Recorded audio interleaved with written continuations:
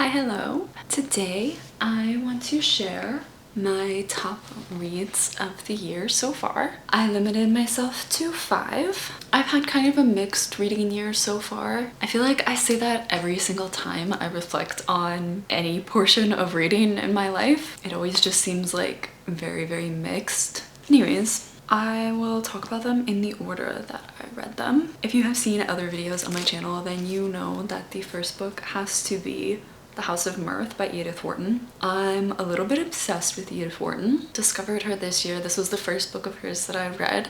I just love her writing and the way that she crafts a story. This one is about a girl named Lily Bart. She was an upper class woman living in New York City. Though her parents lost her fortune, she's also getting older, and desperate to maintain her lifestyle, she must find a husband. I think this book captures a portion of American culture, especially at this time in the early 1900s, very well. It speaks so much towards class divisions, the kind of new rich, old rich, could lose it all, that I think is a key part of American culture. She has an obsession with wealth and with beauty. It's one of her main values in life and guides the majority of her decisions and leads her into some unpleasant situations for herself. I think it also speaks a lot towards women's place in society at the time. The lack of independence.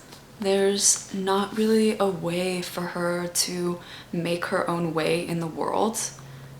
She can only marry or inherit, really. It really speaks towards that lack of agency that women were offered.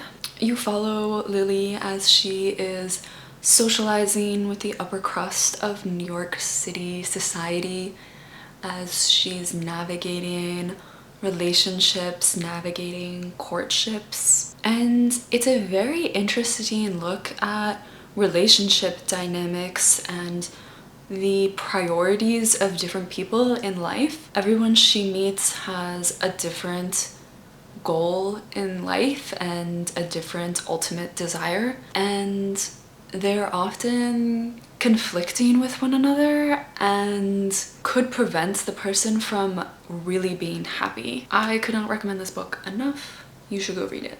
The next book is Sister Outsider by Audre. This is a collection of Lorde's writing. It includes speeches, letters, essays, all generally centered around feminism. She weaves in themes of racism, dynamics between groups, like Black women and white women, Black women and Black men, and generally speaks towards her vision of a free future for everyone. She touches on sexuality. Lorde herself was a lesbian, and speaking towards the homophobia in society and in certain spheres. The beauty of Lorde's perspective on the world is what makes this book stand out to me so much. She has such a vision for the connections between people and the way that community can support and uplift each other,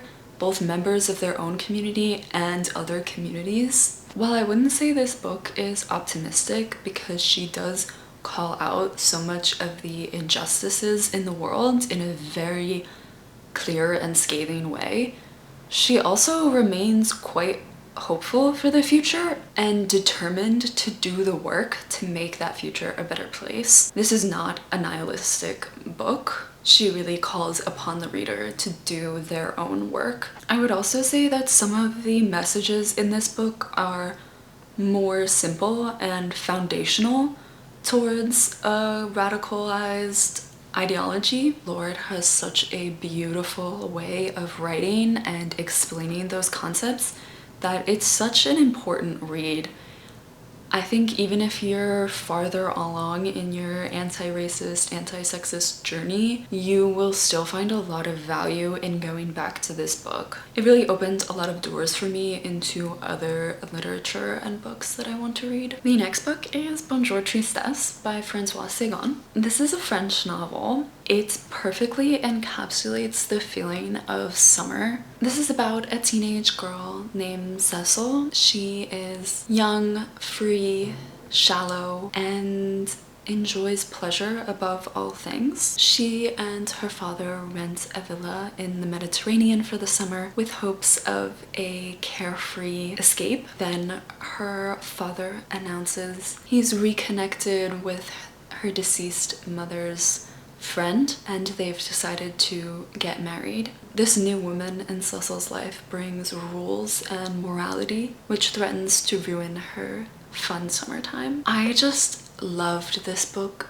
so much. It is sun-soaked. It is dripping with seawater in the most beautiful way. Sagan's writing just perfectly encapsulates that feeling while also crafting a beautiful story. Cecil is such an interesting character because she feels things very deeply and she enjoys things very deeply, but she's also very flighty and indecisive as a teenager is. She's just kind of beginning to understand the dynamics with other people. I would highly, highly recommend this book, especially in the summer. You should absolutely pick this up within the next few months. And you should read it on the beach, which is what I did, or by the pool or by a lake. And you should feel the heat of the sun washing over you and then jump into a cool body of water. The next one that I have is Orlando by Virginia Woolf. I'm really surprised that this one actually made it to my top 5, but when I was looking back, it had to be. I've had mixed feelings about Woolf's writing before. It can be very, very dense for me in a way that really detracts from the plot. I kind of lose the story. But that really didn't happen with Orlando. This is a fictional biography about a person named Orlando. At the start of the book, they are a man living in the 16th century as an aristocrat. And by the end of the book, they have transformed into a woman living in present day of when this book was published, which was around 1920s. Woolf kind of documents Orlando's years of their lives. She describes the changes that Orlando underwent in their gender, kind of their different opinions and feelings throughout centuries. Of course, gender and time is a huge part of this book. She points out kind of the absurdity of gender roles, particularly the limitations placed on women in society. And she tries to speak towards what does it mean to be a woman versus a man? Does that change how you think and how you feel? Since this is a fictional biography, she also speaks a lot towards truth and what do we know about history and historical figures. At times, this book reads more like a novel where you're really seeing in depth into Orlando's thoughts and feelings and little moments in their lives, and then you're quickly ripped back into a biography lens where Woolf is saying we don't have primary data about Orlando during this time, so we can't possibly understand what was actually happening to them.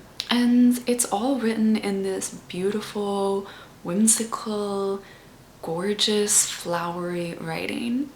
I would not recommend reading it in one sitting or even just a couple of sittings because Woolf still has that intense stream of conscious, dense writing, but this one feels much lighter than her other books.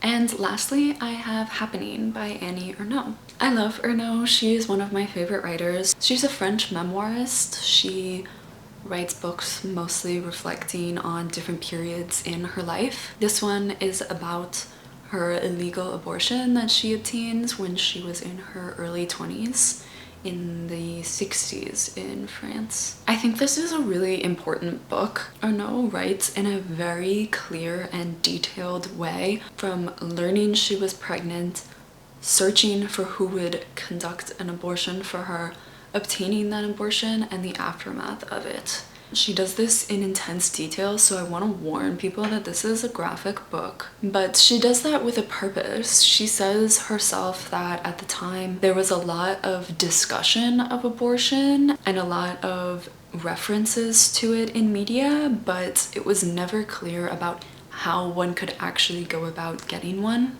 She talks about this cloak of mystery that surrounded it, which ultimately leaves those who are suffering alone, and the shame that comes with it, and the danger that the secrecy leads to.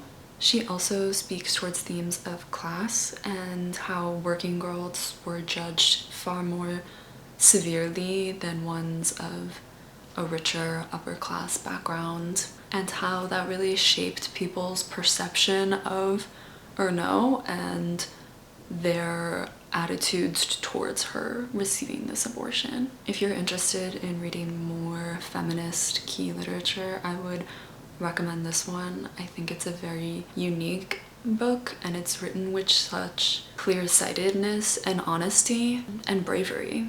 Okay, those are the 5 books that I wanted to talk about. What is your favorite book that you've read this year? Please do let me know. And I just want to thank you for watching this video. I really appreciate it. If you enjoyed it, maybe consider liking or sticking around and subscribing. And I will see you in the next one. Bye!